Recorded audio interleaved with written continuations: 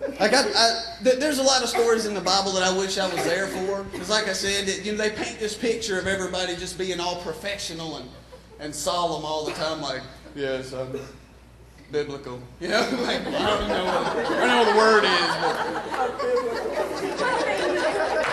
I would have liked to have been there to see the reaction on some of them folks' face for some of these Bible stories. Like the first circumcision.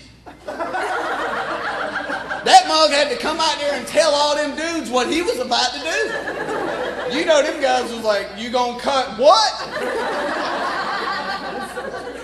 Well, dog, I'm gonna defend myself. You come over here with them little tweezer things and it's on.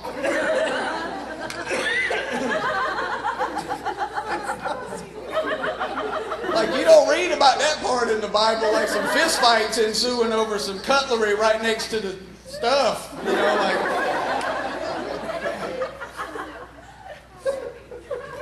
like the Tower of Babel. That's another one.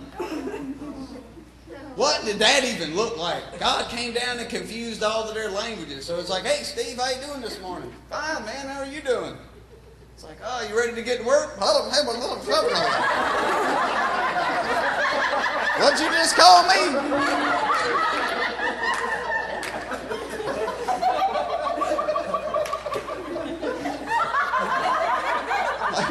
Joe, I think there's something wrong with Bob over here. I'm out.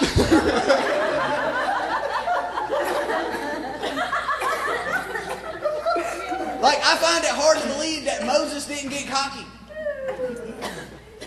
Like, you have this image of Moses, right? He's parting the Red Sea. He's standing on like this little rock outcropping with his little stick, and he's like, and the water's all coming in, and everybody's walking by. You just know he was looking over like, huh? What? I do this all the time. No big deal. After everybody makes it to the other side, he's like the last one walking up. He's like, yeah, I might need to take a nap. I just parted the Red Sea. I don't know if y'all saw that. I just totally did that. Moved like 6 bazillion gallons of water with my mind. So excuse me if I take a little siesta over here.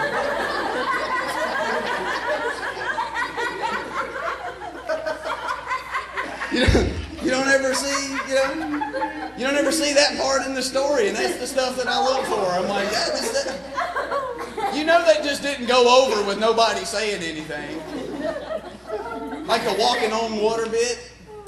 That's another one. They get out and they see Jesus on the water. One of them calls out to him, like, hey, if that's you, then you can call me out there with you. You know, he was the suck up of the bunch too, don't you? So it's like, you call me out there to you. It all sounds very, very, solemn and biblical in the thing. But, he was like, yeah, whatever, dude. Just chilling out here, checking out some fish. You can come out here if you want to. He turned to the other guys, like, yeah, I'm going to be back. I'm going to go walk on the water with Jesus. Now, he just called me, so y'all got to stay y'all's behinds in the boat and watch this. I'm going to be out here with Jesus on the water.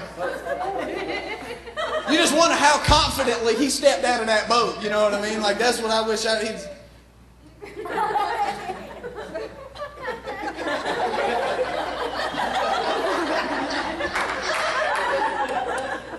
You always wonder too, like, they said Jesus was just kind of hanging out there or whatever, but, wouldn't it have been funny to get that image, like a little wave kind of crept up behind him while he was standing there and was like, look at this dude, he's going to get out here.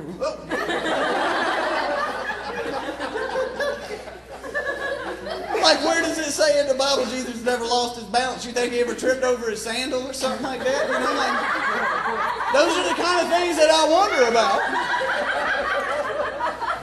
Like, he's walking around talking, like knee deep into some real deep spiritual parable, like he's like, yes, there's some mustard seeds and 700 good people.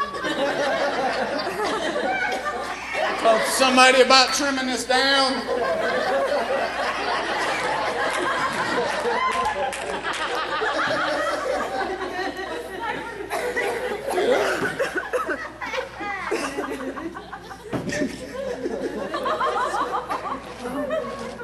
The water to wine story. Like, there was some wine drinking fools back in the day. I'm wondering why they ran out of wine in the first place. They done sucked up all the whole wine inventory, and it was like, Jesus, you need to make some wine. It's like, y'all done drunk up all that dang wine already? Have mercy. You need to be drinking coffee.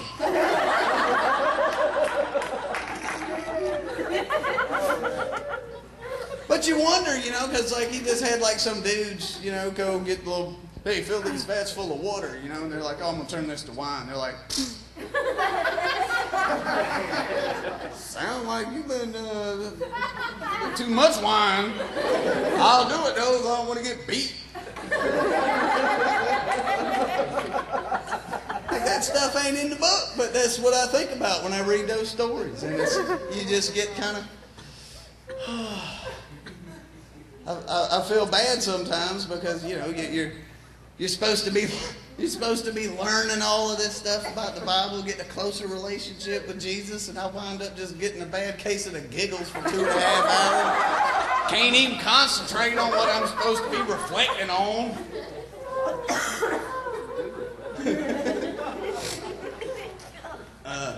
That's what I do like about this church, though. The fact that you can.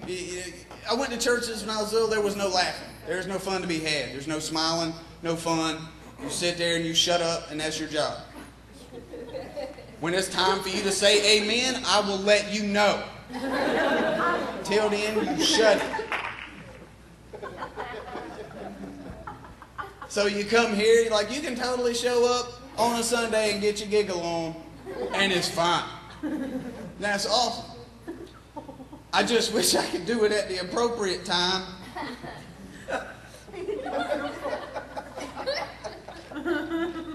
This was about 4 Sundays ago.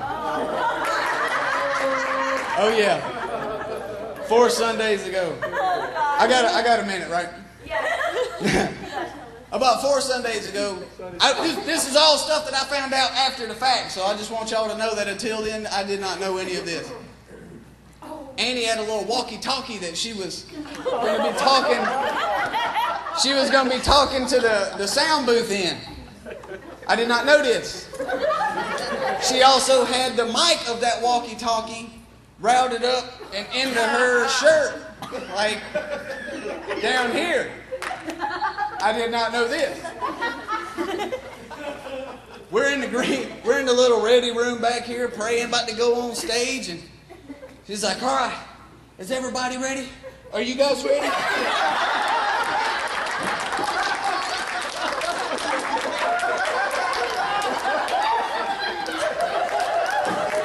I'm like, what kind of service are we about to have in here? We about to throw down for real out there. If you got to prep the girls before we go out on stage, I felt ill prepared. I started wondering, I got to get my business ready. I didn't talk to none of my stuff before we went out there. If I knew it was going to be this kind of party, I would have dressed better. Good Lord. That messed me up for the whole rest of the Sunday. I couldn't concentrate on nothing. I was giggling like a little schoolgirl the whole rest of the Sunday. Are you guys ready? Do they need preparation? How ready do they need to be?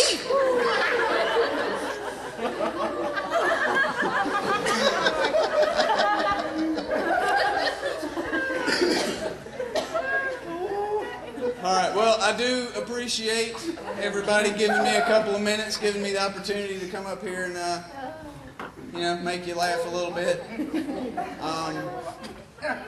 We'll go ahead and turn it over to Annie and get it started for the rest of the evening. Thank you, guys.